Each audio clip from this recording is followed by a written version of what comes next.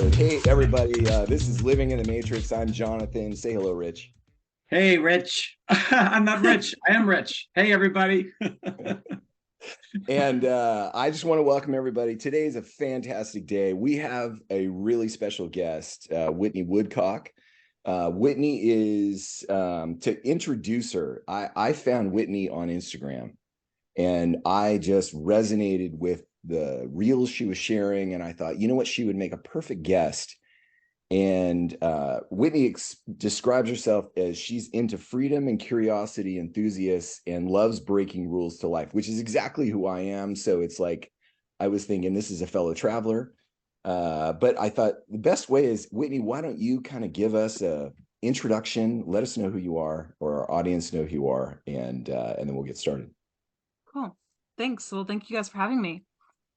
Um, where to begin? So I guess I'll just break it down in terms of the 3D context so that you guys can understand a little bit who I am. I am previously, I've come from a background as an engineer, construction engineer, living in DC. Like I lived very much the traditional safe life for so long, and I very much felt that embodiment as I was growing up, like in the New England suburbs, like everything was very safe. And I very much felt like I had a lot of love and support during my life, yet it hit this crossroad where I was like, I have it all, but at the same time, I don't have any of it. And it was at that moment that I realized, like, the corporate life, as much as everyone's projected that this has been the dream, it's not my dream. And I have to go on a quest to go figure out what that next dream is going to be for me. And so it brought me abroad. I left the corporate engineering world. I left a long-term relationship. Like I left the city, I left all the things that I knew and just said yes to the adventure and yes to the unknown. And not in a way that I didn't know what was ahead. But anyways, all that to be said. Today I am a spiritual channeler channeling the Akashic Records, which is the record hall of the universe. I love working with information. I'm also an investor, financial investor that manages my own portfolio and helps other people to learn about crypto and feel safe about like where the future is going in the world. I'll start and dive in. What was the catalyst for you to realize there's a dissonance? Because everybody, I think, lives with dissonance. What was it that made you aware of the dissonance to say, this is too much, I need a change? There were a few layers to it. So first off, I'm bringing you guys back to living in DC, corporate life. Yeah. What at this age I'm 24, 25. Today I'm 29. And at that point, I was triathlon racing really hard. And I was training for a half Ironman, was in the shape of my life, was like so cruising and ready for it. Had a ton of traveling that I was also doing. Like I just, if someone looked at my life, they'd be like, oh, she has it. Like she's doing it. And That's the traditional path. It is. Be ambitious, create a career. And also like be ambitious and do racing because that's that's Right. the edge of life. Is Right. like how far can you push the human body? Sure. And I mean I loved it. It was therapy for me, but at the same time I broke my body down and I overtrained. And so ultimately I had to trade my bike and my running shoes for my yoga mat. And that was the first time that I found yoga, which then I found meditation, which then I found plant medicine ceremonies. And that started Was to there take an event though that kind of made that transition from what was the awareness of breaking your body to say, I need to stop this? What was that about? I was 24, 25 years old and my body felt like I was 70. Oh, wow. I had Like it low was back. speaking with a bullhorn to you. Yeah, I had, and it was funny because I pushed through. I had a really tight IT band, which connects from the hip to the knee. And that was super painful just to walk around with. And not like that's enough. I like pushed through that with cycling. And then I got low back sciatica. And so even as I'm sitting in the truck, the pickup truck at work, it is painful for me just to drive the truck. Yeah. And so that was like, my body was like, we are done here. Like, you cannot run from yourself any longer.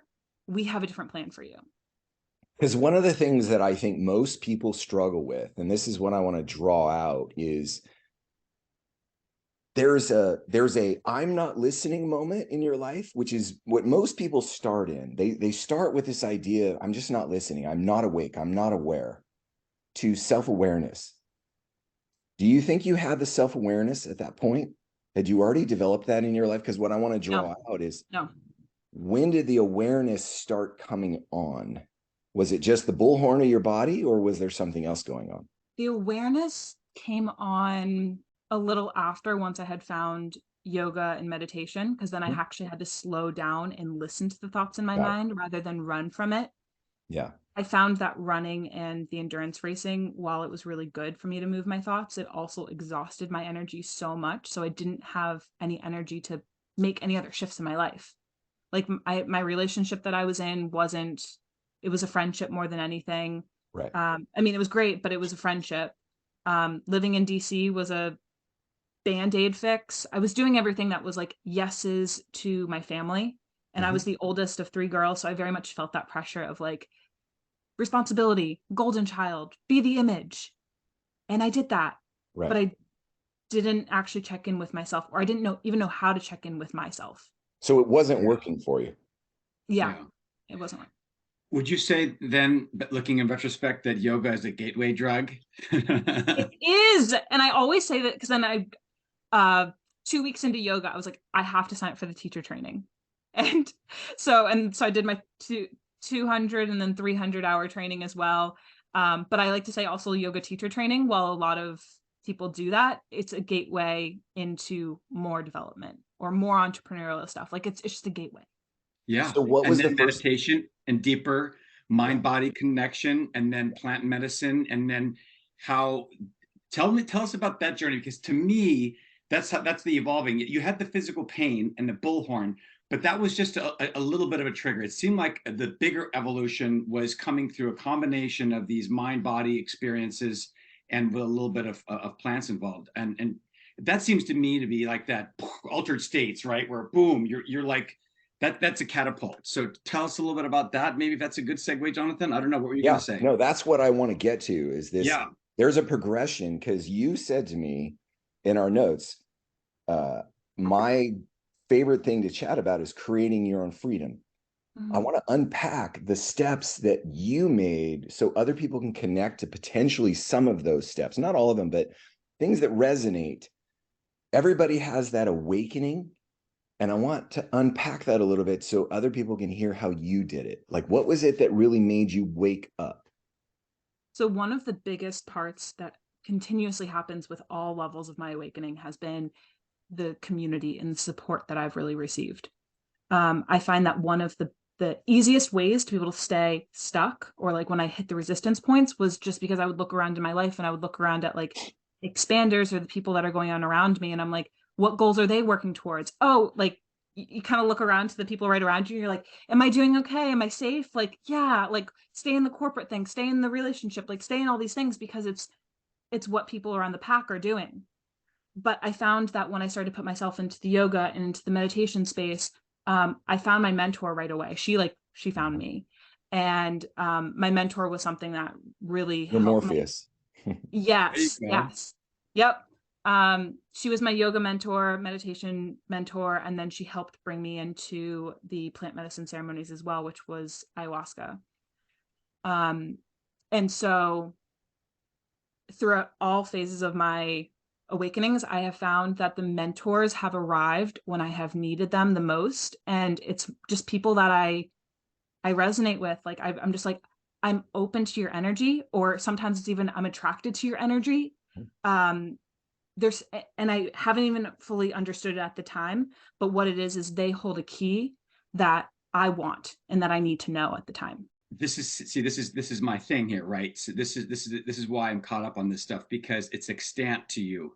And we had a podcast guest on a few weeks back who went through a lot of trauma. I mean, we're talking the stuff that'll just make you cry for somebody, right? A lot of sexual abuse at an early age, and incarceration. He actually says, in retrospect, he actually created those experiences. And in my question for you is, do you think that the universe was kind of just complying with you and bringing you together extant, and you're part of that journey, and bringing you people in there? Or do you think that intrinsically, subconsciously, you're actually creating those positive energies that bring them into your proximity, if you would, right? Do you understand what I'm saying? You Yeah. said these people had the key, right? That sounds external to me, right? They had a key to help me get to that level. Ayahuasca is something that is external to you, that was a catalyst as well. It's a key, right? And what we're trying to explore is like my friend is trying to say that you don't even need psychedelics anymore. You can go so far into your mind with meditation and particular types of processes. When he took 5 grams for the first time in his entire life, which is more than a hero's dose, he said it was just an iterative effect for him. Going back to his meditation was actually, it wasn't like this mind-blowing, altering experience of deity, right? So all that to unpack, going back, was it you that was helping create these people come into your lives in your view, or was it something that the universe was kind of, conspiring with your own personal legend, a la, the alchemist? See, I think what you're saying, both those options feel like the same for me, Okay. because um I see it as I was an energetic match for Mhm. that. Mhm. Like I held a key, they held a key that I needed, but I also held a key that they needed. And so the universe simply was just like, oh, these two energies, they sound really harmonious together. You guys could really work out. Okay, great. Got And it. we may have, like, our souls may have vibed in past places in other time periods too, to also feel that familiarity and that trust there. But either way, like, yeah, I see it, we're all as energetic matches for people. What did your first mentor bring that really resonated, that kind of answered that call? What was that? Or a few things. I wouldn't say it wasn't okay. It's whatever you want to say it is. Yeah. I don't know what it is. No, I know, because there's good and bad in it, but Yeah. the good of it, um, she saw my magic and my power before I could. Nice. And she That's took me under powerful. her. Yes, and she like really believed in me, and she saw the leader in me that was like itching to come out. Mhm. She encouraged me right away to like start teaching meditation before the yoga training was done. So she already primed me and taught me just to like, hey, you can hold your own space. Hey, you can do this. Hey, like, you're leading the show here. And I was just doing it with friends. So I found that having her support there was really potent for just being able to see the next level beyond me. Mhm. And also she was just like peppering me with like, here, read this book, read that. And she would connect me to people. And also through the plant medicine ceremonies, it was like bringing me into that tribe where I saw that there were more possibilities. So let me ask you But a question in terms of the notes. Which happened first, Bali or ayahuasca? ayahuasca. So ayahuasca was, and I genuinely don't believe that everyone needs plant medicine Right. ceremonies at all. Right. It was just something that really called to me. I Mhm. had no idea what plant medicine was until it was dropped in my lap. Like, Yeah. I hadn't even touched weed, never really like heard of mushrooms, You nothing. were a true newbie. True. I was just like, Yeah. yeah. And I ended up spending 1 year of doing ayahuasca, which also I do not recommend for most Wait, wait, by wait, wait, wait, wait, wait, wait, wait, wait, wait, yeah. wait, wait. Are you Yeah. saying you did ayahuasca for a year? Yeah, so I did 13 ceremonies in a year. Oh, okay. So not consistently every day. You did No. 13. Okay. No, that would ruin your body. You would be a No. mess. Yeah. No, Yeah. but I still was going to the corporate world during the week. Oh, wow. Wow. And Wow. and so it would be like once a quarter the shamans and the Right. crew would come in. Um Where were I you would go doing on. it? It was just outside of DC, which was kind of crazy as well. So it was a Mhm. local person. Got it. Not local, but it was a weird connection. It was once again one of those synchronicities that I just couldn't, it didn't make sense, but I Right. was like, You went yes, with it. I have to go there. Yeah. And so I just was in I think a big part of, if we're going back to the stepping stones for Mhm. freedom, was Mhm. just the ability to say yes. I said yes, like with the yoga training, with the mentorship, with the plant medicine, with like any opportunity that came my way or that I wanted to create. I just said yes, I'm going to go for it. I don't know how it's going to turn out, but there's something I have to learn about myself here. Okay. So Would what you, did you learn? I yeah, would mean, you consider this part of the hero's journey? Would you consider this kind of a dissension? Like, I mean, obviously with the hero's journey, the classic case that you kind of have to leave the community, right? You got to go out to an area where it is uncomfortable, it's fearful, it's challenging, and then you hopefully come out the other side, and then the story begins all over again. So asking that question, then I would love to hear about a few of your experiences that were transformative to you on that plant medicine. Particularly the first three were the most potent for me. After that, Mama Aya tucked me into bed very peacefully. She just like put me down for sleep time. She was like, you don't need to be here, but we have things to do with you, but you need to go to sleep. Right. Okay. Anyways, the first three ceremonies. The first one, if it was either the first one or two, that was all of it was the describing plant medicine ceremonies is always interesting because I'm taking you into different dimensions. But ultimately, I was sitting like up on a star on a planet because my curiosity going into it was like, am I special? Like, how am I special? Like, why am I here? And that seemed really obsessive to me in my mind because I was like, I just keep wanting to know, like, am I really here for engineering? Like, why am I here? Is that the Everyone pinnacle? else, yes. And so in the vision, in all the visuals, they showed me, they like put me up onto my own star, which I deeply resonate with now, being like a star seed and not being from here. But I was literally sitting down on a star, looking down on Earth, and I just felt so safe and so happy and so free. Mm-hmm. And I knew that was like my home base. Like I knew that's where I was from. And I was like, but there's also a reason that I'm here on Earth right now. Yeah. And so it's not bad. We just want to remind you, like, there is a reason you are here. Yeah. What's hard about that? So I have never done ayahuasca or DMT, but I have done LSD and shrooms. And what is hard for people to understand is that you can have such a visually stunning experience that feels completely real, but it's hard to connect to from an external place. Like when you're going through those processes, they are completely real and you cannot avoid them. Your body can't avoid them. You are on the star and you see yourself. And that's what I think a lot of people don't understand. Until you have a plant medicine, you can't understand its power to change your physical experience. Because I think you can mentally ascend to an idea, but until you feel it, it doesn't become real. That's why plant medicines are so powerful, is because they give you that feeling that validates what you're seeing up in your head. What makes dreams any different?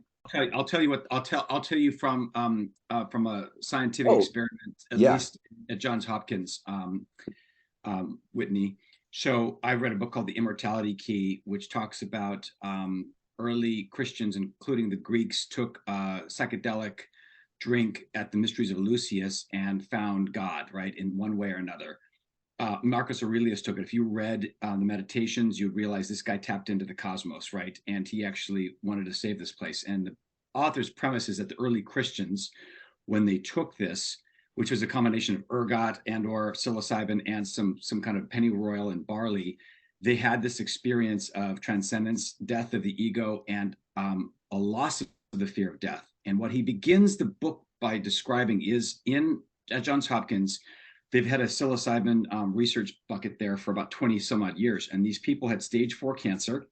They would go there and they took a massive, massive dose of psilocybin. These people were afraid, right? A lot of these people were agnostic or atheists. Most of them, didn't know or believe in God. And they decided to take this because they wanted to overcome their fear, this groaning, visceral feeling of, I've got something eating me alive. And of the 80 some odd folks there, most of them said this was the most important and incredible experience of their entire life, if not top 3. And what by far what came out of that was they lost their fear of death. These women would be describing this blackness in their lung. They see it and then it would be gone. And they felt cosmic love, right? It's almost like they're reduced to the cellular level, like Timothy Leary describes in The Politics of Ecstasy on his acid trips. And they came out of that without a fear of death. I feel like dreams that they would have prior to that point, whether taking magnesium or not, probably didn't have the same effect on them. But I think you're onto something. just to that point. But that's what I'm saying. Like, and I think so. Here's where I think it goes. The more mature we are in our own spirituality, our own cosmic consciousness, the more we can tap into that. In fact, don't get affected by the plants. In fact, I think our mind's awareness and our alignment with the universe is more powerful than plants. But sometimes for those who aren't ready, that plant helps them, or that psychedelic experience helps them see more quickly. Does that make sense? Yeah. And I mean, I'll fast forward a few years on my timeline. Something that has actually felt that's been, I would say, more beneficial to me than ayahuasca. Ayahuasca was what I needed at that time to be able to ultimately get me to leave the corporate world. But more beneficial to me was a darkroom retreat. Oh, that's my next one. And so I've been thinking about that. Dark room, 3 days, the darkest of all darks. And it was just an intimate Did you use a mask, or what did you do? How did you get it so dark? So this room was designed for dark rooms. Got it. And I honestly didn't think that I was afraid of the dark. And then I got in there right away and was just like, I didn't realize that there was this level of darkness. And very quickly I got to experience my fears that I didn't realize were all running unconsciously in my mind. Mm-hmm. But I share this where that felt like a more profound experience for me, just because I was able to, it's no substances, but like colors still dropped in at certain points. I definitely felt, I definitely felt and like my dreams were so vivid. Like at times I felt like there was an entity or a starseed. Like I felt like there were critters with me. And the ability of walking out of the dark room after the 3 days felt like the whole world felt like this sparkle of curiosity and vibrancy that I had never experienced before. That's so awesome. And that's completely sober. That's where I'm just like, there are things. There are so many things. Yes. When we take plant medicines, we can always default to, oh, it was the plant medicine. In a dark room, you can't do that. So you can't play with your own mind to default of an excuse. Like it was just you in the dark room. You can't hide from anything. Which was also terrifying. Yes. What did you learn about yourself? Journey? Yeah. Was that 3 days? I mean, how did you sustain yourself with water and or any kind of food? You said 3 days. Tell me a little bit about that. Flesh that out, please. So this was in Bali. This was when I was living over there. And I really just had the intuitive ping where I was like, a little voice in my head said, it's time to go and retreat. And I was like, what do you mean retreat? That's the voice inside your head? Yeah. This one was like, we're getting a little bit crazy. There was a guy that I was very attached to, but at the same time I knew, I was like, this feels neurotic. Like, what are we doing here? Right. And I needed space for my own self. And so I threw myself into a dark room for 3 days. This was an experience that you can just book on Airbnb. But it is designed with toilet, fan, ventilation, all the darkness, shower, bed, little meditation spot, little spot for yoga. And then other than that, they give you 3 meals a day that are all vegan. You have plenty of water in the room. They figured out the logistics. Yeah. So there's a point when you're eating that it's not completely dark, right? You're taking a break from the darkness, or no, it's completely. You're going to the bath. Okay. So taking a shower, you can feel your body and you can feel soap, obviously, but you're given probably easy to I mean, I'm going into detail here, but this is the way no, you're given soup, you're given fruit in the morning, slice up fruit, you're given soup at dinner, and at lunch you're given a stir fry. Wow. Okay. So you learn that's the cool thing, is you just get to learn to experience life in a different way, and everything else becomes heightened. You're going to figure out how to be able to take care of your food. Yeah. It was such a life-changing event. Like, I would love to go back again. Have you thought about doing it again? Yeah. When I don't know if you know who Aubrey Marcus is. He made a short video of his, and I thought, people are afraid. The dark represents sort of the pinnacle of your fear. That's what I love about it, is this. Now, I've never done this. I've never done a dark room, and I actually have done an hour. And what's interesting is even over an hour, when I took the mask off, because I bought a mask, and when I took the mask off, I was like, God, I love the light. Mm-hmm. You know, I love the light. It really made a lot of sense. But there's something to be learned by confronting the darkness. Yeah. And I don't, and that's, it's almost like a graduate program Yeah. in terms of depth. Going, if you're going to face your darkness, Introspection. yeah, Yeah. yeah. So what Another was, one, which is a go good ahead. me approach. So like I see all of these as different tools of peak experiences, or not Mhm. even just peak, but just experiences to help to have us feel more comfortable in the unknown, yet it's in a container to say like, oh, I can do that. I'm resilient enough. Like I'm not going to break and I'm not going to die. And therefore, the more adaptive that I feel, the more resilient I feel, the easier it is for me to say yes to like the bigger jumps that I'm not quite ready for yet. Okay, so let me ask you about a big jump that you made is you left your corporate world behind and you moved to Bali. Okay, it Mm-hmm. started, as you said, it started with a 4-week trip and it ended up being 2.5 years. What made you take that jump? Because that's a ballsy jump. I love it.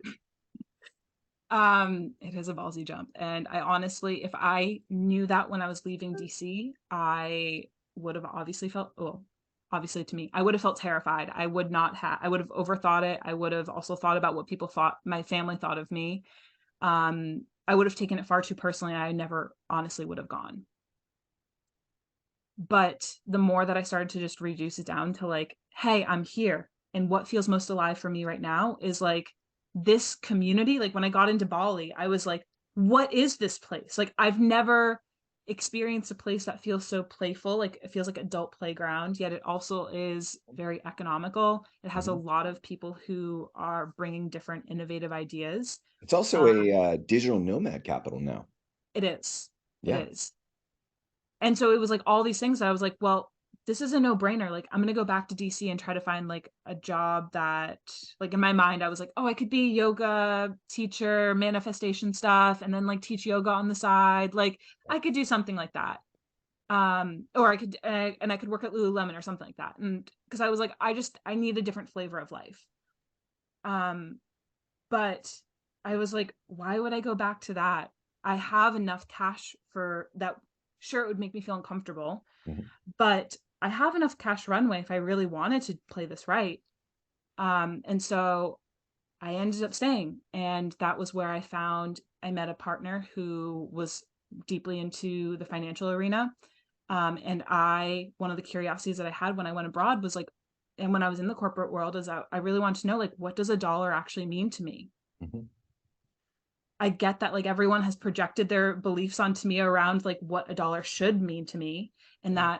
that a salary should feel safe to me, and a 401k and all and a health plan and all these things, but I didn't value those things.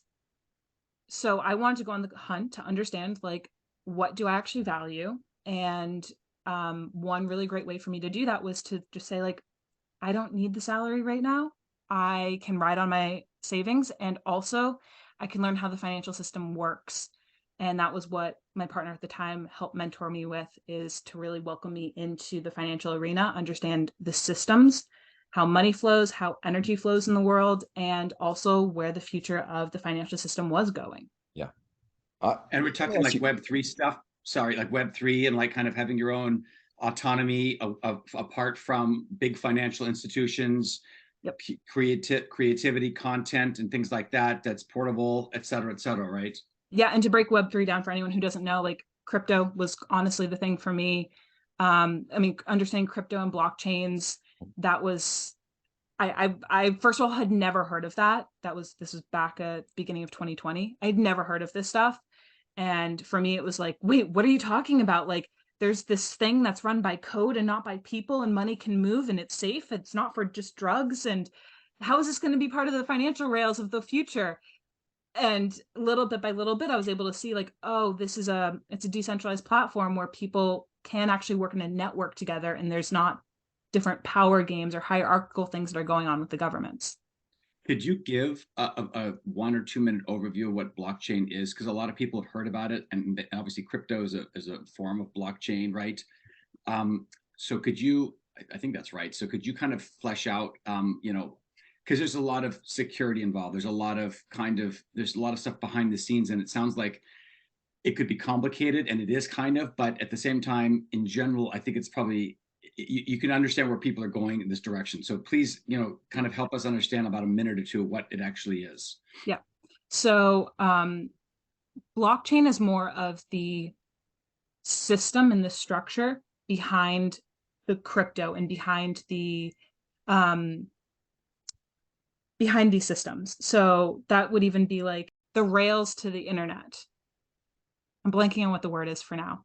Anyways, so blockchain is the accounting system. So like right now with the banking system, we use humans to be able to document all the accounts and the ins and the outs. And ultimately a bank, a person, is the thing running the organization. Blockchain, on the other hand, crypto and blockchain. So blockchain is the system that documents all of the transactions that come in. Mm-hmm. And so the greatest challenge with the financial system is like a financial system is there to be able to build trust. And so people can feel trust and feel safe to be able to put their dollars in there. And so right now with the US dollar, the trust that we hold is behind the banks and ultimately behind the government. Right. And so when you remove the government and you remove the people, you need some sort of architecture to be able to still document the things and have it go on time. And you still have to be able to trust something. So that thing that we trust now with crypto is the blockchain. Got it. And so the blockchain simply just holds all the information so that it's a public account it's a public distribution so that anyone can be able to look up all the information on the blockchain and see like, this dollar in or this coin was sent to this address and it's trusts here, it works here, it's locked into the chain, it can't be changed, it's part of history. Yeah, that's kind of like a term. The term is called provenance in the wine industry, where a lot of people have they've actually counterfeited wine. There's a lot of the Koch brothers spent a lot of money on wine they thought was Thomas Jefferson's wine, and the problem was they couldn't take that bottle and go all the way back. And so if you, for instance, you've got the winery who sells it to a wholesaler, the wholesaler has it here, it goes to a retailer, and then it goes to somebody who buys it, and then that person ends up selling it on eBay to somebody else, and then you see that transaction and you go, oh, here's the provenance, okay, here it goes all the way back to the actual winery itself. That's the legit set of transactions, right? So I think that's kind of what it is. Is that fair? Is that a fair analogy? Okay, yeah, cool. And one thing that I really, really nerded about in this process as I was starting to understand how money moves in the world and how these systems are built is that ultimately everything goes back to trust. Mm-hmm. It's even when I was living abroad too, and during that time period, I moved over to New Zealand right as COVID hit. And that was a really fascinating experience around trust, where my partner and I, we moved in to New Zealand. We bought a van and we were going around New Zealand for a short amount of time before they locked everything down. And the response we got from people is, wait, you're not from here? Who do you know? Wait, we need to see your socials. Like they needed to see some form of frameworks because they were just like, how can we trust you? Mm-hmm. Right now that there's a pandemic going on. And so I started to see where money we trust, products we trust, but more than anything, it's the social fabrication around conversations and connections. It's ultimately people you trust. And the closer you can get to that trust, the more you can transact. One of the things I love about the blockchain, because I've been in crypto for about 3 years, my son got really deeply into it, is it tries to remove the power structures. It just is. And by doing so, you can't manipulate it. And the worst thing about crypto was Silk Road. Silk Road kind of ruined the idea because there were some people that stole from it, but they were large. But that problem does not exist to the level it has today because we've improved the technology of the blockchain to protect against that. But that legacy story still follows it. Like, oh, it's a drug thing. It's not. It's not. Silk Road ruined the name of it, and it gave an easy story that says this is just about drug runners trading money. It's way, way, way beyond that at this point. So, did you hang out in Queenstown at all in South Island? No, only in North. Oh, Auckland's beautiful. Yeah. Yeah, and then just, I mean, do you have kidnappers up there? Isn't there like a place up on the north coast? It's just to be. I mean, it's gorgeous, right? I mean, Yeah. I can imagine it was amazing. Was it also those scary though? Because they were pretty draconian in New Zealand and Australia went at the height of COVID. They were. Um, it was it was intense, just of like it was more of 6 weeks of lockdown, and then after that, everything was exterminated. There was no COVID on the islands. Got it. Yeah. But I think the hardest thing for me is just from a personal landscape. I was at a time where I was just really breaking down my view of how I related to the world and being able to see the bubble that I grew up in, because that was March 2020, 3 months after I had left the corporate world. And that was give myself like a break from the world and from all the excitement and the movement. And I started to finally and study, like as I was studying macroeconomics and how like the globe worked, I was starting to actually take a look at like, what does it mean to be an American? What does it mean to like the bubble that I grew up in New England, to have that much safety and privilege in different ways, but also to have the love that I received. So it was more of just like understanding parameters of how I grew up in the world. That was kind of the hardest part for me. Did you stay in Bali for 2.5 years because of COVID, or what was the catalyst for coming back? Coming back. Okay. I find that so Bali is a place that either you can stay to run away from life or you can use it as a growth portal. And I noticed that I was getting to that point. It was like January, where I was just like, if I stay any longer, I'm running away from life. And I knew I had to get back to the US to integrate in love with my family. Like I had put my family on the back burner for a while. They didn't agree fully the same way that I did. And also they missed me, but they didn't know how to express it as well. I was thinking and seeing the world in a whole different way. Crypto didn't make them feel super at ease either. There was just, I had become a different being. Right. And I knew that I had to go back to be able to integrate her in, but then also introduce myself and allow myself to be seen to my family. What was that reception like? Okay, honestly, I was really terrified. I was really terrified that I wasn't going to receive the love from them that I wanted. Yeah. Especially in Bali, I was living in a spiritual community. There was so much love. So much love. Yeah. So much love. I felt so seen. There were like everyone just felt like it was in resonance. Everyone was on the same page. And honestly, I got back to the US and I was prepared for my family to be like, nope, like we don't like you. And they were just like, we miss you. Like, we love you. We're so happy to be with you now. And there were certain, like, there's always those moments, the kinks of like allowing yourself to be seen. But overall, like, they grew with me. And I was really proud. Like, our relationships have evolved dramatically in a ridiculous way. Yeah, just so much love. I think that's amazing. And I don't know if it's the love you also projected, right? You probably had a different energy level, a different vibe, lost a lot of fear, a lot of fear gone by, right? A lot of confidence and embracing that. And I think that's an amazing story. I did want to, I did want to ask you about the Akashic records. That sounds fascinating to me. And it sounds like, something I need to learn more about. Please dive into this concept. I'm totally unfamiliar. Yes. Okay. Awesome. So back in Bali, this is like 2 years ago. I was doing a crypto project. I was a lead engineer on it, and the team dynamics weren't super great. So, anyways, one of the owners, he was just like, "Hey, I'm gonna gift you this Akashic Records session."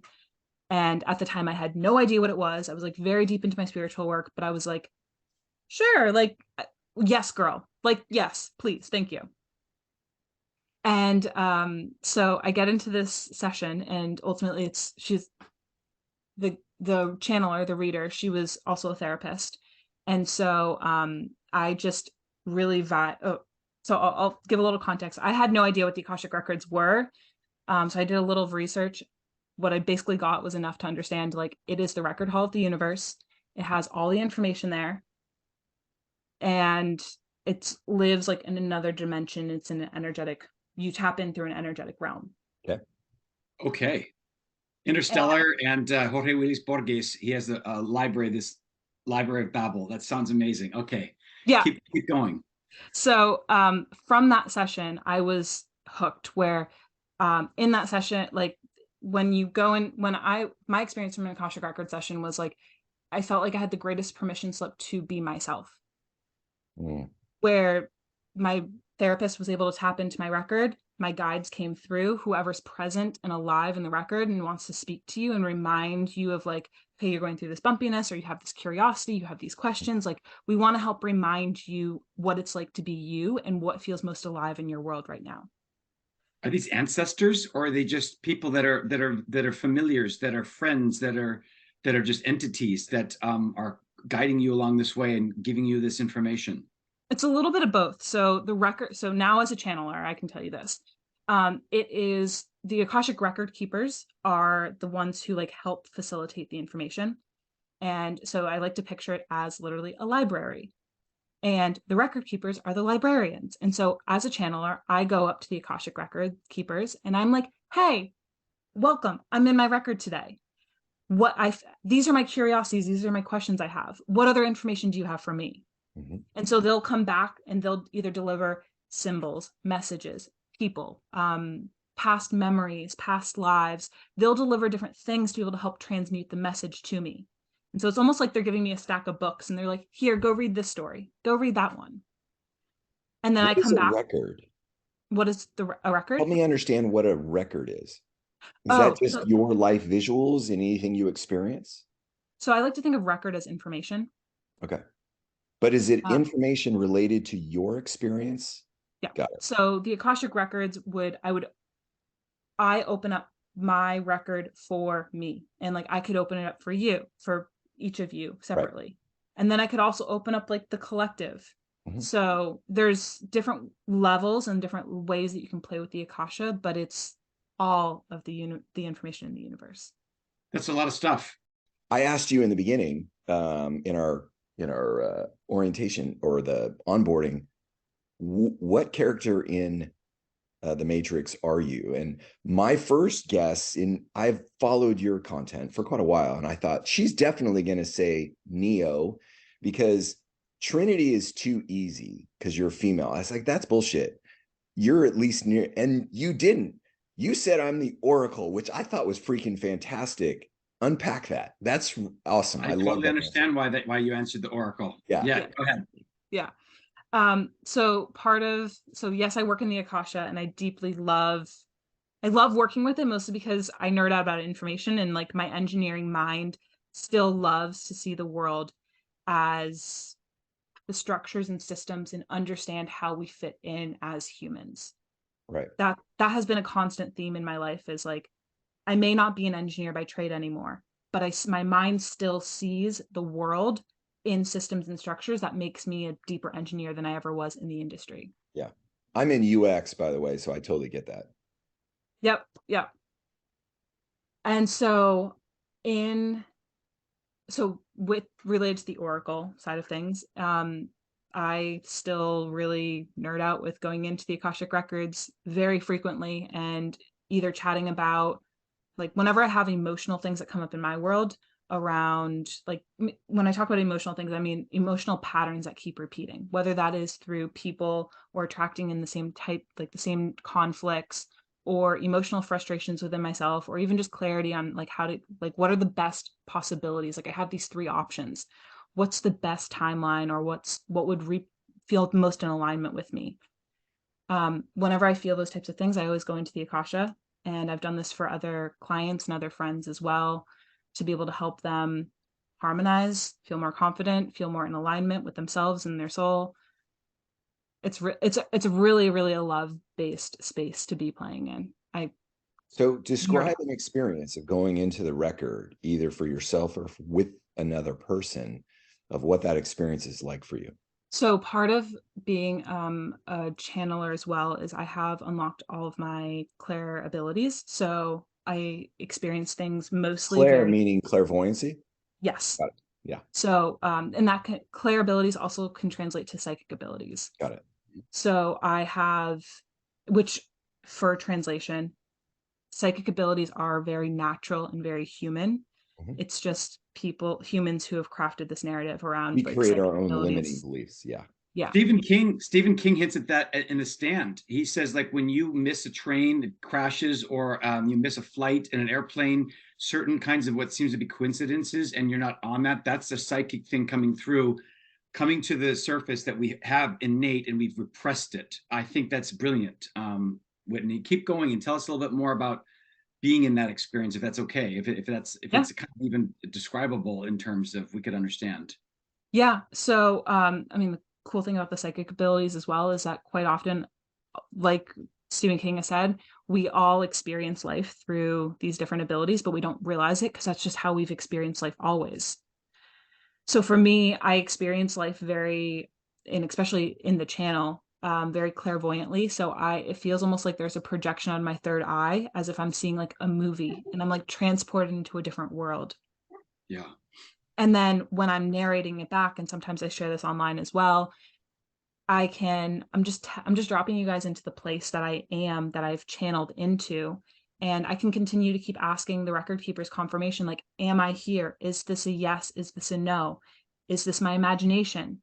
And sometimes they'll be like, no, you need to come out of the record and go back in.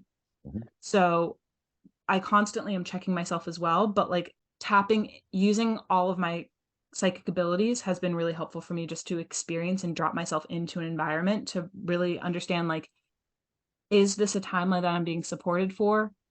Is this the road that I should go down? Like, I I get to understand myself and my soul on a deeper level. And yeah, that's What do you think? Because I've been doing healing work for probably 30 years with people. What is it? What is the weight of being in those shoes with that capacity?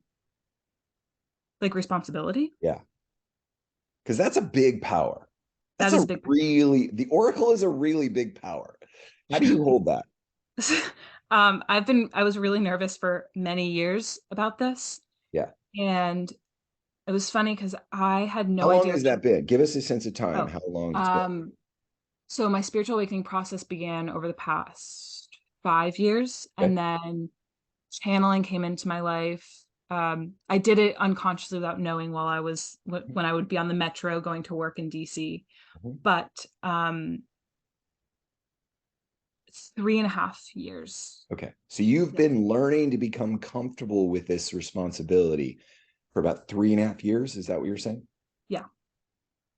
When I was in Bali, one of my dear friends, another crazy synchronicity and a very comfortable, familiar energy. Anyways, one of my friends, he had a message. He was like, I'm a channeler. I have a message for your friend.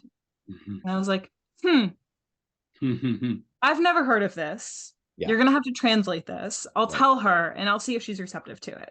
Okay. And sure enough, she was. We both were. And that was my first experience and exposure to what a channeler is, which the way that my friend described it is basically he is a energetic mailbox to receive messages from higher self, guides, whoever want to come through and deliver messages to the humans who are not listening. Like, there are all these signs that are coming in, but they just haven't gotten the message crystal clear. Right. That's the Oracle, except the Oracle was a little more enigmatic.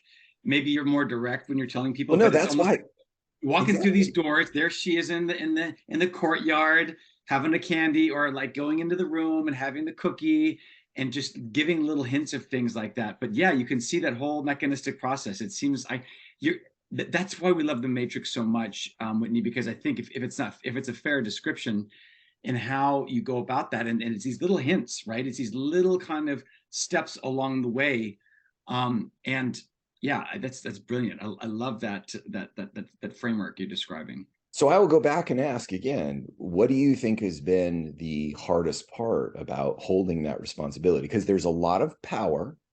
Mhm. Like I wrestle with my own thought process when I get those projections in my third eye going, like, you just see something about someone, you're like, should I say anything or not? Should I say anything or not? How have you wrestled with that responsibility? Because being an oracle, like especially in the Matrix, She didn't give Neo the answer he wanted, but it was the answer he needed. So how do you wrestle with that responsibility? Mm.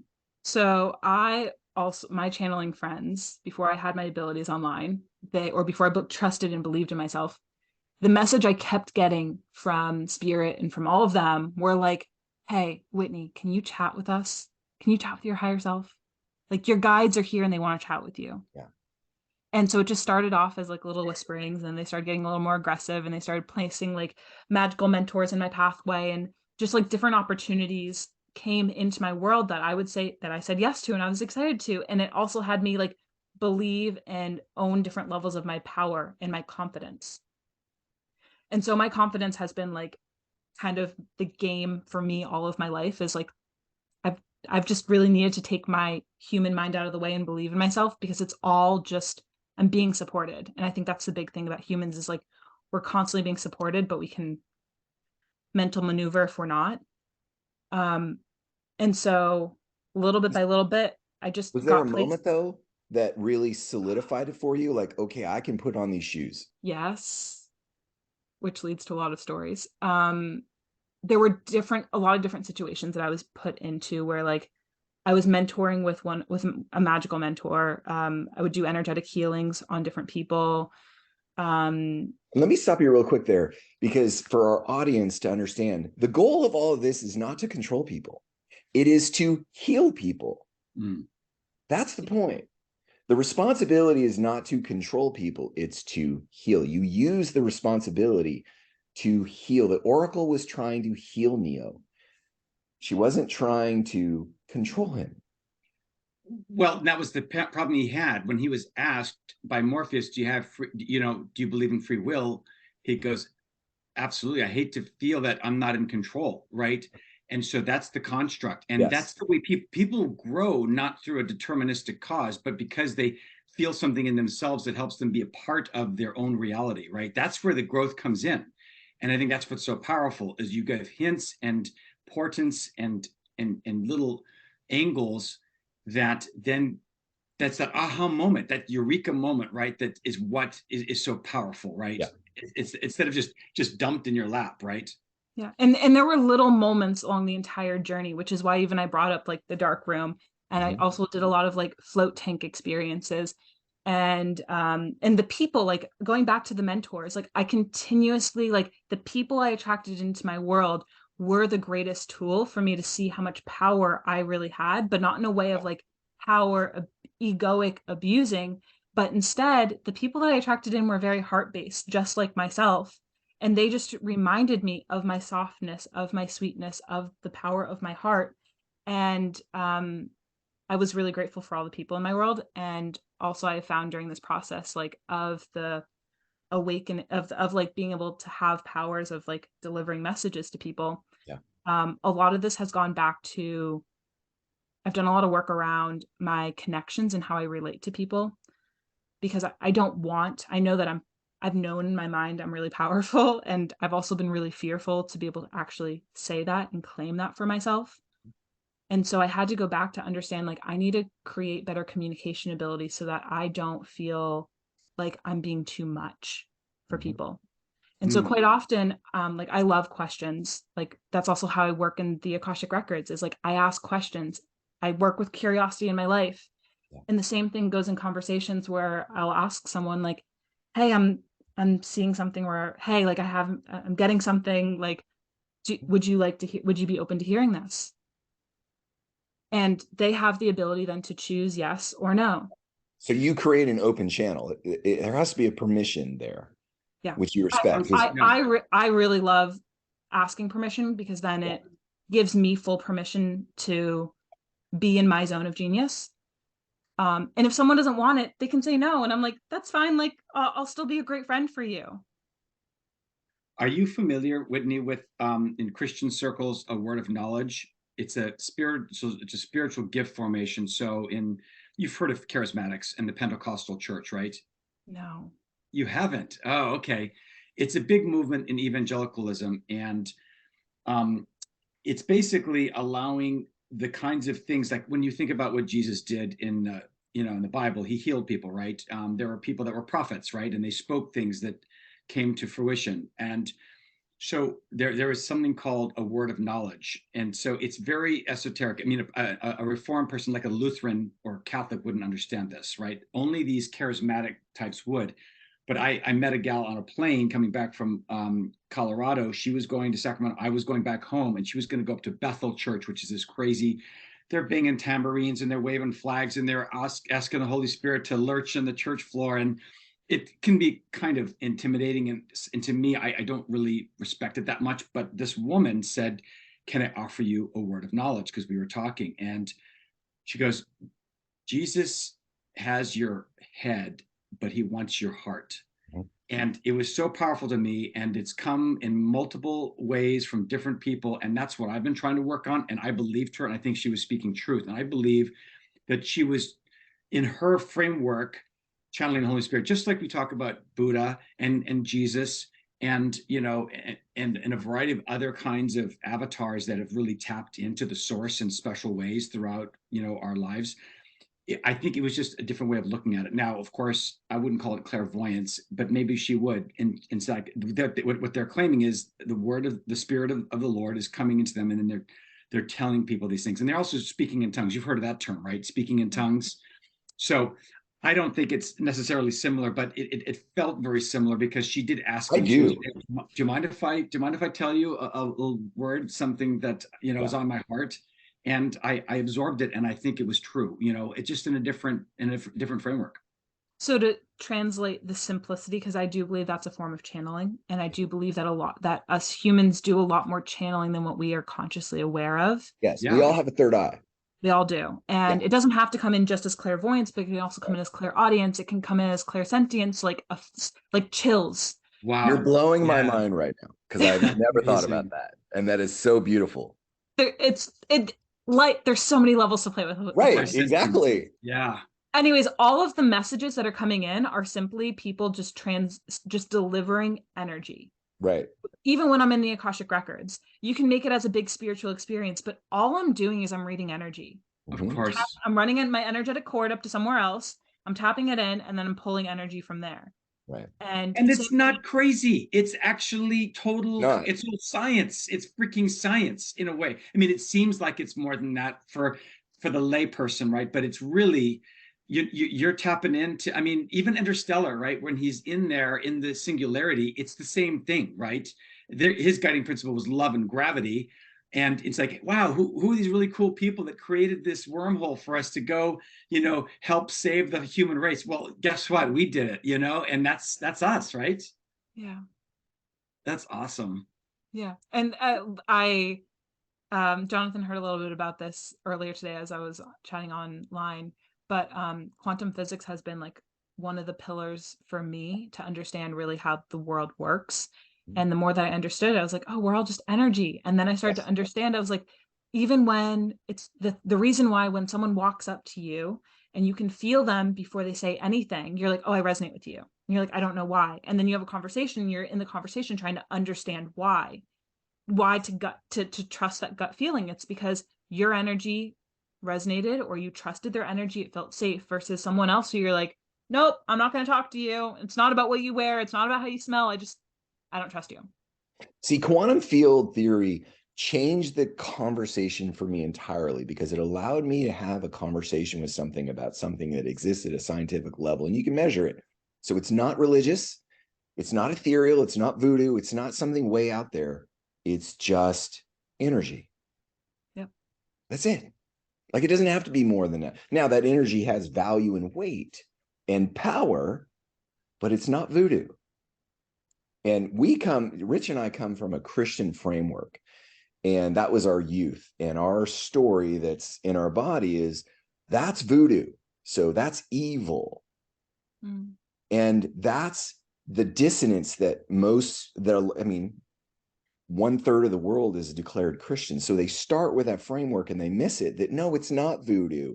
It's just energy. And that's what I love about quantum field is quantum field strips away everything and says, no, it's just energy. That's it. And you can measure it and it's good. And now it has consequence, because energies can be both positive and negative, but it's just energy. Yeah. And strip away all the bullshit. And that's what I love about it. That's why I'm not, because my journey has been to say, how do I dive into that conversation without feeling like I'm disappointing my church history? It's like all the people that are part of that story, they're like, what are you doing? You can't go down that road. No, it's just energy. You can keep it very objective. Yes. That's yes. one thing that I really love, even when I'm channeling. It's like, it's really objective. Like, I'm not coming through of like judgment of saying like, this is going to happen to you. It's not like Right. the end of the world. It's just, this is it. Okay, I have a question for you then.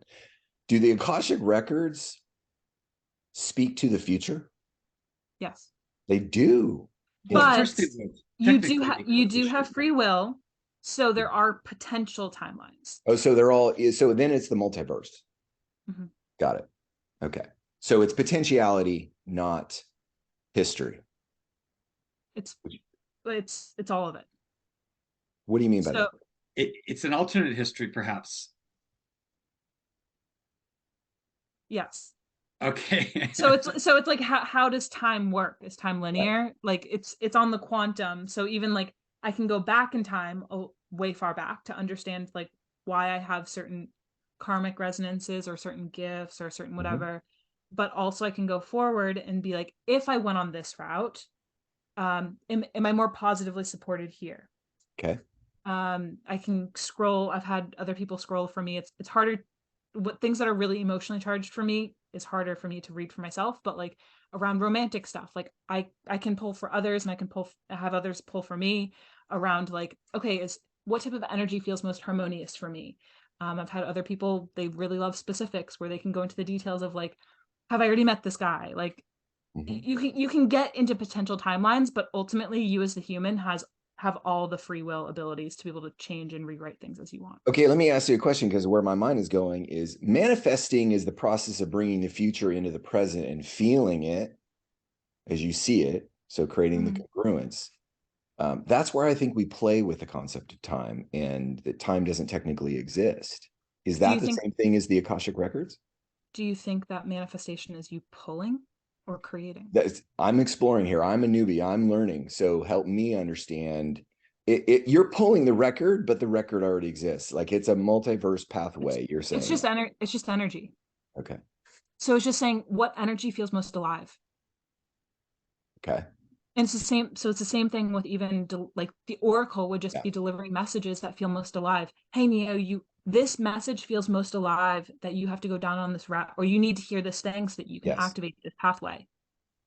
Yes. It's the same thing with us as humans. Yet sometimes we're like, okay, I know it's the next step, but I want like the next 5 and the next 10 steps, and I need more supporting evidence. So going back though, this is interesting though, because you say we have free will, but when you're the one, that almost by default doesn't imply free will. If you are the one, think about that for a minute. You are the one, Neo. That is a statement. And he ended up going down a set of paths that he was confused about, that ended up what he thought was license or agency ended up being still part of the greater path. Now it seems to me that he went down the door with the architect. You're familiar with this whole construct, right? And then the guy goes, there you go again, that quintessential human delusion, which is hope. You're going to go and you think you're going to rescue her and it's all going to die. And that's what the premise of that last term was. But there's something inside of him, something pulling him, drawing him, creating. He's creating something different this time, right? That ends up becoming the salvation, right, of everything. So I guess what I'm trying to figure out is, and maybe it doesn't need a label, Whitney. It's silly maybe to even argue about it, because it's both, really, it seems to me. But play it out, because it's alive within you. Play it out. Well, I mean, I don't know. At the end, he goes through, right? I guess what I'm trying to figure out is he did everything in his power that felt like he was doing what he should do, but it still at the end ended up being part of the greater construct. It seems to me like he was still being pushed through, except for that one time, I think, where he made that decision to go into that door. I mean, I don't know. Maybe I'm losing my own train of thought. The theme of all of this is you cannot make any wrong moves. Okay. That's grace. I mean, like that's my takeaway as you're saying all of this is like every single, so like part of being the one is like, if you're the one and you claim being the one is just claiming your power, honestly. Yes. It's claiming Yes. that the world will constantly be created and that you can't take a wrong course and that things are slated and more opportunities will come your way once you make a decision. That's amazing. No, and that's the Fifth Mountain. If you've read Coelho's other books, he wrote a book called The Fifth Mountain, and um, all the tweaks, all the failures, all the foibles, all of your ups and downs are all part of the same process, and it doesn't really matter. I just read a quote today by a guy named Krishnamurti. He is a famous meditation guy who came to Ojai, actually, which is just 30 minutes up the road from me, and he talks about like he goes through life like there's like you can't really make mistakes because it is what it is, right? It's brilliant. Yeah. Think about how much weight you take off your shoulders when you get rid of expectations and the fact that it is what it is, right? Well, it's ultimately, Rich and I wrestle a lot with the concept of grace, and the historical Christian narrative is that Jesus came to establish grace exists. And in grace, there's no failure. There's just learning. And therein is the playground of life. When you stop trying to always get it right and you treat life as a playground, that everything is play, then you remove the resistance. And that's where essentially what Jesus was trying to talk about is abundant life comes from living in the playground. And this space where, oh, let's try this. Let's try this. Let's see where this channel goes. And what I hear you saying is the Akashic records are simply a way for you to connect to possibilities that have certain outcomes, and you can explore. Just go try it out. Yeah. Is that what you're saying? Yeah. Yeah. Go play. That's awesome. This has been amazing, man. Thank you, Whitney. This has been just an amazing conversation. Yeah, I want to thank you too, because it's. I feel like we could go for another 2 hours. I know. We can. So I'm going to call it. I'm going to say let's stop it here. And given that we agreed to an hour, I don't want to extend it on our schedules, but I would like to invite you back. I would love to continue this conversation around this concept, especially around the Akasha records. There's a deep wisdom there that you're simply tapping into energy. So please, I would love to have you back. I want to say thank you to all of our listeners. If you, I hope this resonates, because this is a deep conversation around the Oracle, and the Oracle is probably one of the more important characters in the Matrix from the storyline. So you are the Oracle. That's your official title now with us. And we're going to tap into that. So we're going to learn from that. So please come back. Thank you to everyone who listens. Please review and comment. We would love the feedback to interact with our listeners. Let us know how we're doing. And if you have an idea for or a question for Whitney, please leave us a comment. So thank you, everyone. Whitney, any final words? I just genuinely had so much fun playing with you guys. Like, takeaway Awesome. I would love to leave it on the final note is like, just add more play into life. Yes. Truly just strip the seriousness away from it, because it's just the more easy it becomes, like life wants to be easy with us. So absolutely. Rich, any final words? No, I mean, this is sage wisdom. I'm looking forward to further conversations and putting it into practice. All right. Much love, everybody, and we will see you next week.